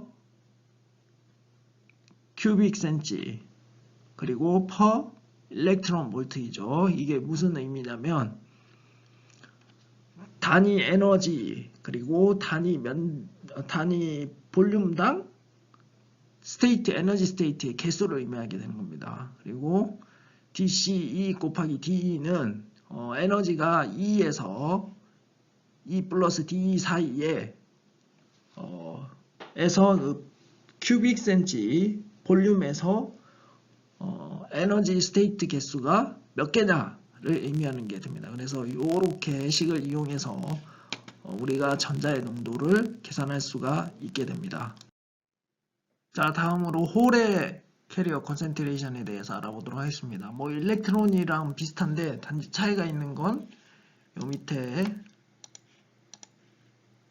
요 페르미 디락 펑션을 나타내는 부분이 좀 차이가 나는데 차근차근 한번 알아보도록 하겠습니다. 여기 V0는 똑같이 이퀴리브리엄 스테이트에서 상태에서 컨디션에서 홀의 농도를 의미하는 거고 단위는 당연히 개수 per 큐빅 센치죠. 그래서 센치 세제곱당 몇 개가 들어갔냐 뭐 이걸 의미하는 거고 그 다음에 allowed state는 똑같이 단위도 똑같고 똑같은 의미가 되겠고 이 occupancy가 좀 달라지게 됩니다. 아까 전자의 경우에는 각 allowed state에 허락된 에너지 state에 전자가 채워질 확률을 얘기를 했다면 여기서는 전자가 채워지지 않을 확률을 얘기를 하는 겁니다. 왜냐하면 홀이 전자가 비어있는 상태를 우리가 홀이라고 정의를 하기 때문인데요. 그래서 여기 not occupied에서 not을 제가 빨갛게 표시를 했죠. 그래서 요게 중요한 개념이고 그래서 수식으로 나타내면 B0는 마이너스 무한대에서 2V까지입니다. 요 이유는 홀이 컨덕션, 밸런스 밴드 아래에 홀이 존재하기 때문입니다. 그러니까 전자로 채워져 있지만 결국 우리가 계산하고자 하는 그러니까 컨덕션에 영향을 줄 수 있는 홀은 요 아래 에너지에서 형성되기 때문에 이렇게 인테그레이션 범위가 정해지고 그다음 페르미 디락 펑션 같은 경우는 그냥 FE를 바로 쓰지 않습니다. 왜냐면 FE가 제가 전자가 채워질 확률이라고 했죠. 그래서 1-FE를 하게 되면 전자가 채워지지 않을 확률이 되는 거죠. 즉 홀이 채워질 확률이 되는 거고 요거 density of state는 똑같이 어떤 단위 에너지의 단위 부피에 이 에너지 스테이트 개수가 몇 개냐 이걸 의미하게 되는 거고 dVE 곱하기 DE는 에너지 E에서 E 플러스 DE 사이에서 에너지 E 사이에서 볼륨당 에너지 스테이트 개수가 몇 개냐를 나타내는 게 되겠습니다. 자, 이제 차근차근 density of state랑 페르미 디락 펑션에 대해서 알아보도록 하겠습니다. 먼저 density of state부터 알아보도록 하겠습니다. 자, 그럼 density of state에 대해서 알아보도록 하겠습니다. density of state는 약어로 DOS라고 많이 표현을 하고요. 그 다음에 뭐 표기를 할 때 DE라고 표기를 합니다. 뭐 어떤 데서는 G, 소문자 G하고 E라고 표현하는 데도 있고 뭐 다양하긴 한데 요 책에서는 DE라고 표현하기 때문에 DE로 하는 거고 density of state가 의미하는 거는 돼 있죠. distribution of allowed energy state and near the band edge라고 되어 있습니다. 그러니까 에너지 밴드 근처에 그러니까 뭐 컨덕션 밴드나 밸런스 밴드 여기 있죠. 컨덕션 밴드나 밸런스 밴드 근처에 전자가 allowed 에너지 state라는 의미가 전자가 채워질 수 있도록 허락된 에너지 상태 뭐 이런 걸로 생각을 하시면 되겠고 그래서 요거를 어떻게 나타내냐 다른 말로는 아까 앞에도 얘기했지만 유닛 에너지당, 단위 에너지당, 단위 볼륨 per number of state죠. 그러니까 여기 그림에서 보면 지금 에너지 밴드가 있고 여기에 각 에너지 스테이트가 이렇게 쭉 나눠져 있죠. 우리가 뭐 수소, 하이드로젠,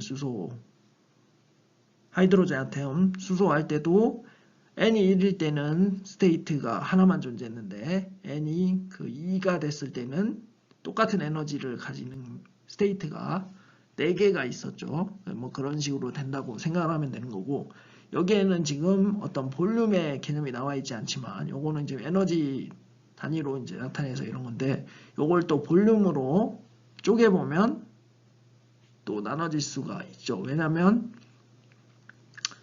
자, 원자 핵을 중심으로 우리가 구좌표계로 전자가 이렇게 이동을 한다고 했죠. 그래서 볼륨의 개념도 동시에 고려가 되는 겁니다. 그래서 density of state는 유닛 에너지에서 유닛 볼륨 당 에너지 스테이트, 그러니까 전자가 채워질 수 있는 에너지 스테이트의 수라고 생각하면 되겠고, 요거를 DE는 델타 E 곱하기 볼륨 분의 number of state in 델타 E가 되겠습니다. 그래서 요거를 각각 컨덕션 밴드와 밸런스 밴드의 수식으로 나타낼 경우 이렇게 나타나게 됩니다. 그래서 DCE 같은 경우는 H3 제곱이죠. 이거는 플랑크 상수고 8파이 mn 스타, 요거는 에펙티브 매스죠. 루트 2mn 곱하기 2-EC.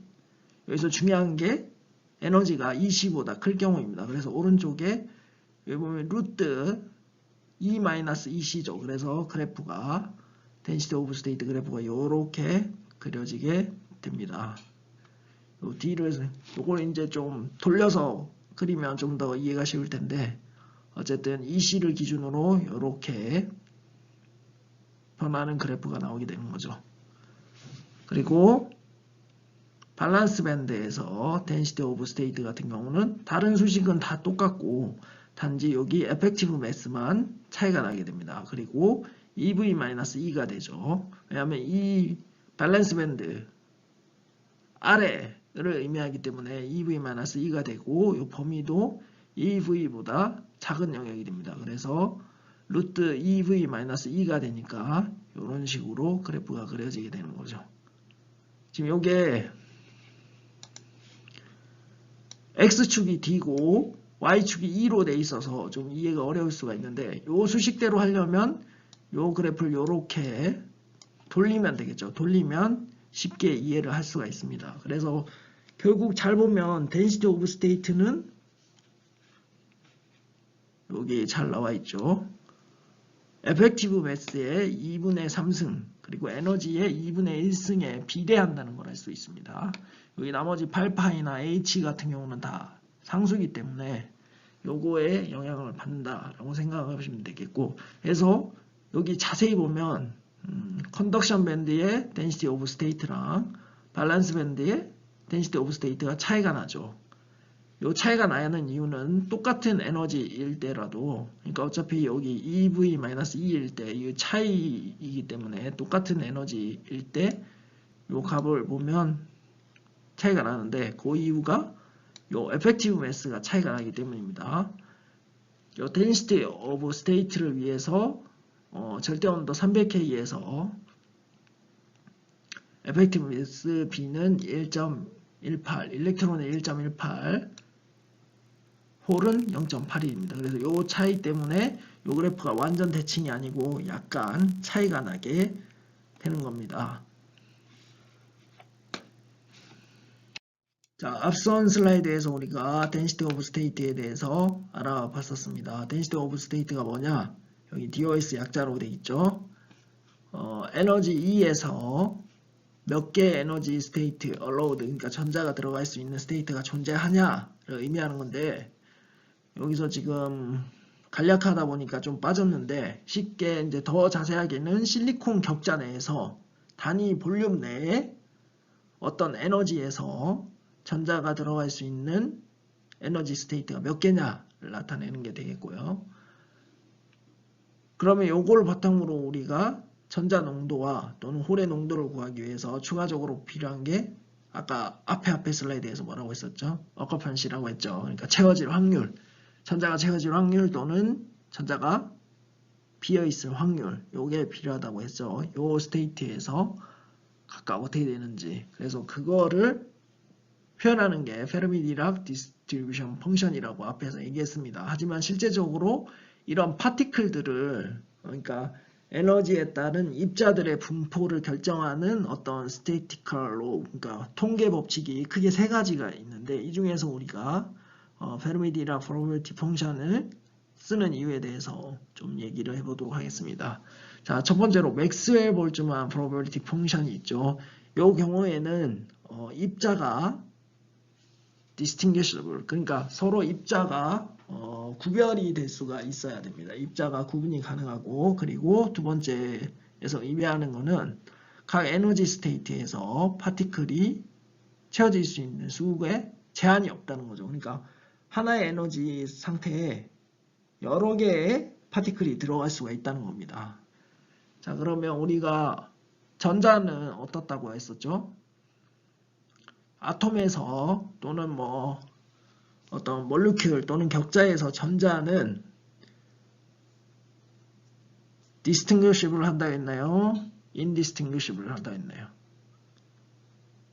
indistinguishable 하다고 했죠. 그 이유가 이제 3s, 3p 또는 2s, 2p 같은 경우에는 서로 이 위치가 굉장히 가깝기 때문에 구별이 힘들다고 했었습니다. 그래서 요 맥스웰 볼츠만 프로버빌티 펑션을 적용하기가 힘들죠. 첫 번째 그거에 대해서. 그리고 두 번째 파울리의 베타 원리에 대해 설명했었죠. 각 에너지 퀀텀 넘버로 표현되는 그 에너지 스테이트에는 각자 하나의 에너지만 들어간다 했기 때문에 요거는 또 적용이 되지가 않죠. 대신 이제 스핀이라는 개념이 있긴 했지만 이렇게 여러 개가 들어간다는 개념은 아닙니다. 그래서 요 맥스웰 볼츠만 프로버빌티 펑션은 요 전자 또는 홀의 농도를 계산하는 통계 법칙으로 사용할 수 없습니다. 그러면 이 통계 법칙이 어디에 사용되냐? 요게 사용되는 예는 낮은 압력 상태의 어떤 용기 속에서 가스 분자의 운동에 대한 통계를 낼 때 요거를 사용할 수가 있습니다. 자, 그리고 두 번째 보스-아인슈타인 프로버빌티 펑션이죠. 이 경우에는 파티클이 서로 구별하기 힘들 때 사용이 된다라고 되어 있죠. 그러면 전자의 경우 적용이 가능하죠. 근데 두 번째 항에서 보면 각 퀀텀 스테이트에서 허용되는 파티클의 개수에 제한이 없다라고 되어 있습니다. 그러니까 여러 개가 들어갈 수 있다는 거죠. 그러면 이게 파울리의 베타 원리를 어기는 거기 때문에 우리가 전자에 대해서 이거를 적용을 할 수가 없습니다. 그래서 이러한 통계 법칙을 따르는 게 뭐가 있냐? 여기 보면 예로 제가 포톤을 적어놨죠. 포톤이 뭔지는 얘기했었죠. 그 양자역학 기초에 대해서 얘기할 때 포톤은 어떤 빛의 에너지를 나타내는 어떤 입자라고 생각을 하시면 되겠습니다. 그래서 포톤 또는 포논 얘기는 하나 하지 않았지만 이제 열 에너지 같은 거를 전달하는 그런 포논 개념을 이런 거에 적용을 할 수가 있습니다. 그래서 결국 각 퀀텀 스테이트에 여러 개의 파티클이 들어갈 수 있으니까 전자의 경우 적용이 안 되죠. 자, 이제 마지막으로 페르미-디락 프로버빌티 펑션에 보면 요거는 파티클들이 서로 구별되지 않거나 그리고 각 퀀텀 스테이트에 하나만이 존재한다 라고 되어 있죠. 그래서 우리가 솔리드 크리스탈 또는 아톰의 전자에 요 통계를 사용할 수 있게 되는 겁니다. 자, 앞선 슬라이드에서 우리가 페르미-디락 디스트리뷰션 펑션, 즉 페르미-디락 프로버빌리티 펑션이 요 전자의 솔리드 크리스탈 내 전자에 적용하기에 가장 적합하다고 했죠. 그래서 요거를 사용을 하게 되는 거고, 요거는 F2로 표시를 합니다. 그리고 의미는 계속 얘기했던 건데, 여기 하나 더 추가가 된 게 under equilibrium condition이죠. 요 상태, 이 equilibrium condition에서 각 에너지 퀀텀 스테이트에서 전자가 채워질 확률을 나타내게 되는 거고, 이걸 달리 말하자면 전체 퀀텀 에너지 스테이트 분의 전자가 채워진 스테이트의 B라고 생각하시면 됩니다. 그럼 이제 확률이 되는 거고, 요거를 FE는 1 플러스 exponential E-EF 나누기 KT 분의 1이라고 표현을 하게 됩니다. 이때 K는 볼트만 상수고, 여기 이제 값이 나타나 있죠. 그리고 템퍼러처는 K, 절대 온도 K입니다. 그럼 KT는 단위가 뭘까요? 일렉트론 볼트 per K 곱하기 K니까 일렉트론 볼트가 되죠. 그래서 이 KT는 절대 온도가 300K일 때 상온에서 0.0259라는 값을 가집니다. 원래는 뭐 0.0258 몇 이렇게 하는데 그냥 간단하게 0.0259라고 기억을 하시면 되고, 요 값은 기억해 주시는 게 좋습니다. 왜냐면 추후에 PN 다이오드 뭐 이런 거 분석할 때 요 KT라는 걸 이용해서 수식 계산을 굉장히 많이 하기 때문에 요거는 꼭 기억을 해주시면 좋을 것 같습니다. 그리고 EF라는 개념이 나왔죠. 페르미 에너지 또는 페르미 레벨이라고 하는데, 이게 굉장히 중요한 파라미터입니다. 그래서 꼭 기억하기를 바랍니다. 요 페르미 에너지가 나중에 이제 뭐 PN 다이오드나 뭐 BJT나 이런 거, 그리고 모스펫 이런 거 그릴 때, 모스펫 그릴 때도 에너지 밴드 다이어그램으로 그릴 때 요거는 반드시 필요한 개념이기 때문에 꼭 기억해 주시기 바랍니다.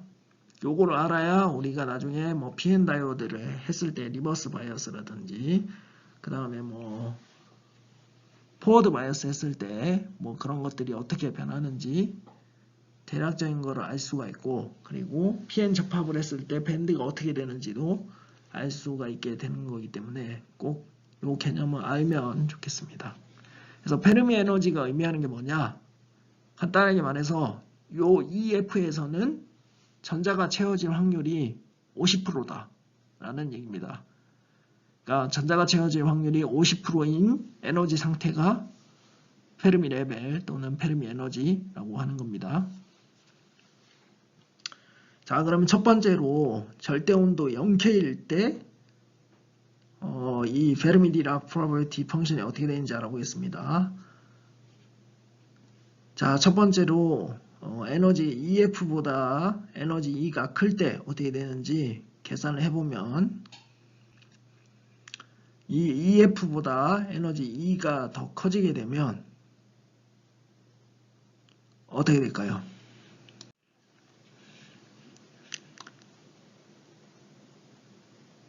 자, 그거는 크게 상관이 없죠. 왜냐하면 E-EF에서 E 값이 크면 양수가 되지만 T가 0이죠. T가 0이면 어떻게 되냐면 무한대가 되는 거죠. 그래서 플러스 무한대가 되는 거고, 1 플러스 2의 무한대 분의 1이 되니까 2의 무한대는 2의 무한대가 되는 거죠. 그러면 수가 엄청 크니까 이 분모가 훨씬 커져서 0이 되는 겁니다. 그래서 절대 온도 0K에서 E가 에너지가 페르미 레벨보다 클 경우에는 전자가 채워질 확률이 0이라는 얘기가 되겠고요. 그리고 그러면 페르미 레벨보다 작을 경우 어떻게 되는지 한번 계산해 볼까요? 그러면 여기에 E-EF에서 이 E 값이 EF보다 작으니까 요건 마이너스 값을 가지게 되겠죠. 그래서 마이너스 무한대가 되는 겁니다. T가 0일 때. 그래서 이 마이너스 무한대는 0이죠. 왜냐하면 이 무한대분의 1이니까. 그러면 결국 1이 돼서 이 절대온도 0K에서 이 페르미 레벨보다 낮은 에너지 레벨에는 전자가 채워질 확률이 100%라는 얘기죠. 100%. 그래서 그림이 이렇게 나타나 있죠. 에너지가 EF보다 작을 때는 전자가 채워질 확률이 1이고 EF보다 클 때는 빵 이렇게 나오는 거고, 결국 T가 0K로 점점 가면 갈수록 페르미 레벨 아래 에너지 스테이트에 전자들은 다 채워질 수 있게 되는 거고요. 그리고 반대로 페르미 레벨보다 높은 영역은 전자가 다 비어지게 된다는 걸 의미합니다.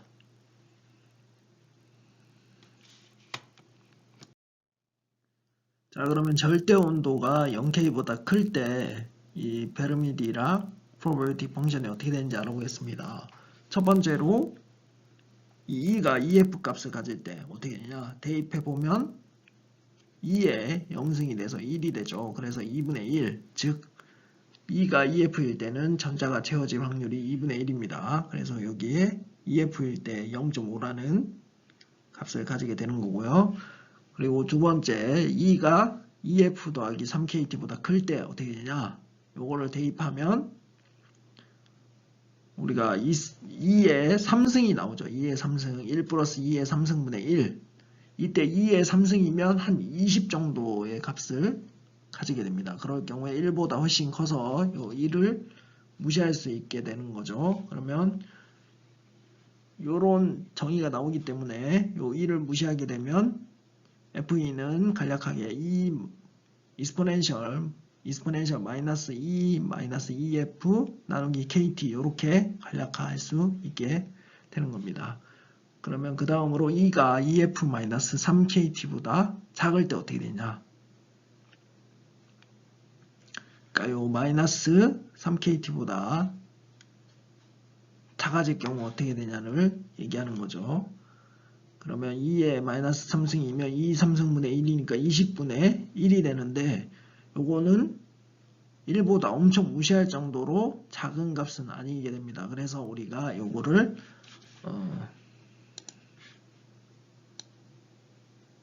바이노미얼 익스펜션을 사용해서 간략화하게 됩니다. 이게 한국말로는 뭐 이항 정리인가요? 뭐 한국말로는 제가 정확하게는 모르겠는데, 어쨌든 이 바이노미얼 익스펜션을 사용하는데 이걸 어떻게 사용하냐, 요게 이제 가로에서 1 플러스 x n이 1 플러스 nx 더하기 2 팩토리얼 n-1 x제곱 더하기 그리고 3 팩토리얼 분의 n-1 n-2 x 3승 뭐 이렇게 쭉쭉쭉쭉쭉 이렇게 나가게 되는데, 여기 지금 우리 페르미 디락 펑션을 이런 형태로 나타내면 어떻게 되냐면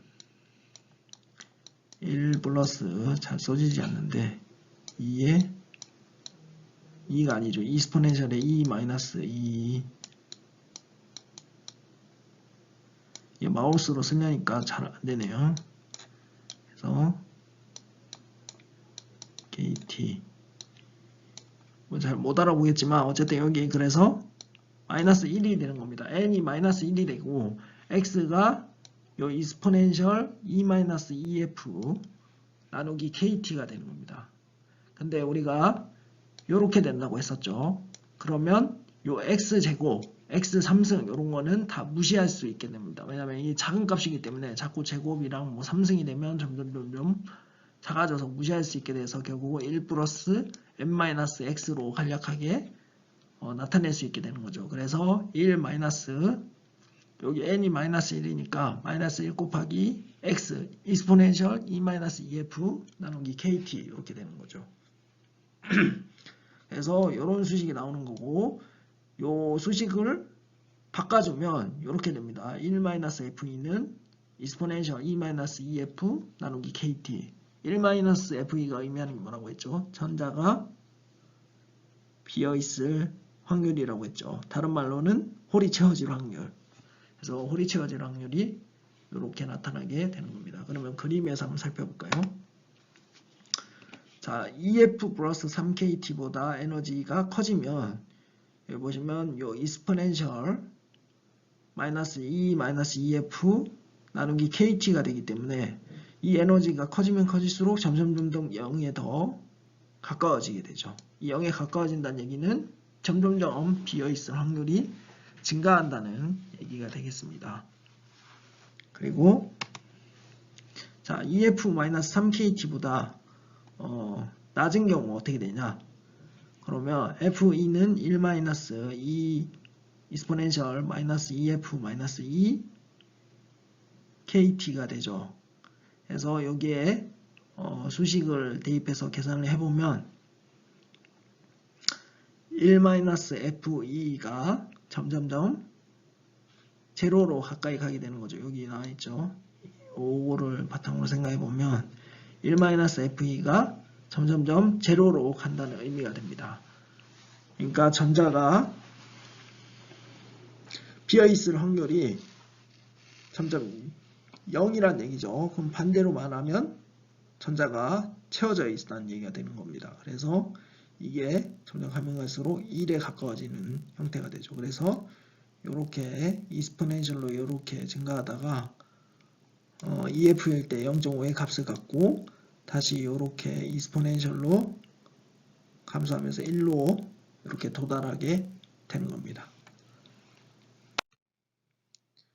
자, 그러면 온도에 따라서는 어떻게 되는지 자세히 알아보도록 하겠습니다. 우리가 0K일 때랑 그냥 0K가 아닌 경우, 즉 극도로 E는 EF 플러스 3KT보다 클 때, 또는 E는 EF-3KT보다 작을 때를 알아봤었죠. 그래서 각각 T가 0부터 이렇게 순서대로 온도가 증가할 때 어떻게 되는지 이걸 한번 살펴보겠습니다. 여기가 밸런스 밴드 에너지가 되겠고, 여기가 컨덕션 밴드 에너지가 되겠습니다. 여기가 EF고, 그래서 절대 온도가 T가 0일 경우에는 EF를 기준으로 전자가 채워질 확률이 EF보다 낮은 것은 100%고 높은 것은 0이죠. 근데 온도가 점점 증가하면 증가할수록 이 그래프가 점점 눕는 것을 확인할 수가 있습니다. 그래서 각각 온도가 커지면 커질수록 이 컨덕션 밴드 위쪽에서 전자가 존재할 확률이 증가하게 되는 거죠. 온도가 커질수록. 이 밸런스 밴드에서도 좀 이상한데, 온도가 커질수록 이 전자가 비어있을 확률이 이렇게 커지게 되는 거죠. 점차적으로 커지게 되는 겁니다. 그래서 요걸 바탕으로 우리가 나중에 density of state를 곱해서 전자의 농도와 홀의 농도를 구할 수가 있죠. 요 가운데는 생각하지 않아도 됩니다. 왜냐하면 확률은 이렇게 되지만 실제로 에너지 스테이트는 존재하지 않기 때문입니다.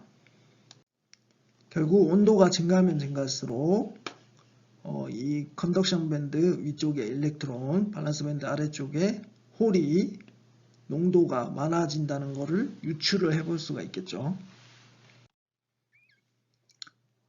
자, 그러면 이 페르미-디락 디스트리뷰션 펑션이 도핑을 했을 때 어떤 효과가 일어나는지 알아보도록 하겠습니다. 먼저 인트린지 케이스를 알아볼까요? 자, 인트린지 케이스는 우리가 뭐라고 했었죠? 전자와 홀의 농도가 똑같다 했죠. 컨덕션 밴드의 전자 농도와 밸런스 밴드의 홀의 농도가 똑같다고 했습니다. 그래서 이 페르미 레벨은 이 밴드갭의 가운데에 위치하게 됩니다. 그래서 여기에 가운데 위치하는 것처럼 그림이 나타나 있죠. 나타나 있고, 또 눈여겨봐야 될 것은 일렉트론의 디스트리뷰션과 홀의 디스트리뷰션이 대칭입니다. 그러니까 여기 확대한 거 보이시죠? 여기 확대했을 때 이 FEC랑 이쪽에 확대했을 때 1-FEV가 시메트릭하게 똑같은 값을 가진다는 얘기가 되겠습니다. 그래서 FE랑 1-FE가 완벽하게 대칭을 이루게 되는 거죠. 자, 그 다음으로 N타입 세미컨덕터에 대해서 알아보도록 하겠습니다. 자, 이 N타입 세미컨덕터에서는 이 페르미 레벨 포지션이 밴드갭 절반으로 나눴을 때 위쪽에 위치하게 됩니다. 왜냐하면 N타입 같은 경우는 전자가 존재하게 될 컨덕션 밴드에서 전자가 존재하게 될 확률이 커져야 되니까 요 기준이 되는 EF가 위쪽으로 점점 더 올라가게 되는 거죠. 그래서 요 FEC 값이 이 인트린직의 경우보다 더 큰 값을 가집니다.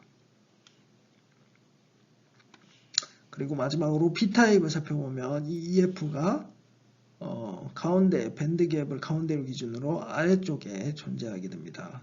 그 이유는 여기 1-FE 값, 즉 그러니까 밸런스 밴드에서 홀이 존재할 확률이 더 커져야 되기 때문에 요 1-FE 값이 요 인트린직인 경우보다 더 크게 되는 거죠.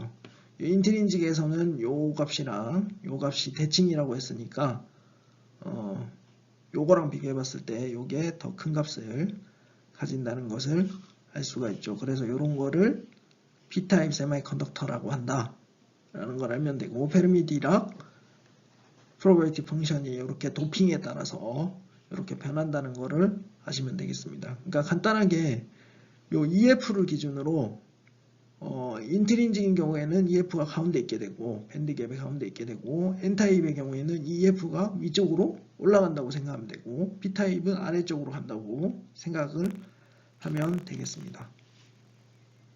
자, 여기서 제가 숙제를 내드리도록 하겠습니다. 총 3개의 숙제를 내드리겠는데, 첫 번째는 FEC가 1-FEV랑 같을 때 페르미 레벨이 2분의 EC 더하기 EV임을 증명하면 됩니다.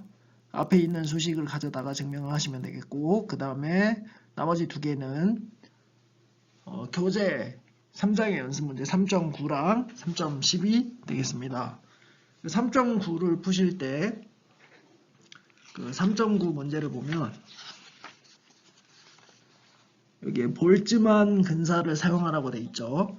이 볼츠만 근사는 교재 99페이지에 식 3.24를 이용하시면 되겠고, 여기서 A는 1이라고 넣고 그 다음에 E 대신에 E-EF를 넣어서 계산을 해보시기 바랍니다.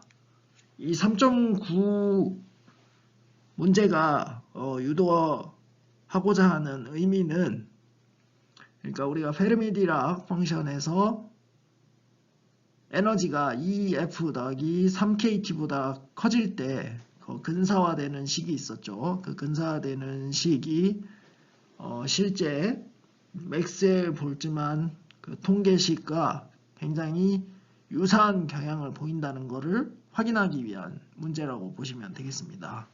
그래서 이게 몇 프로나 차이가 나는지 한번 계산을 해보시기 바랍니다. 그리고 3.10은 적분만 할 수 있으면 할 수 있는 문제이기 때문에 어렵지 않을 거라고 생각을 합니다.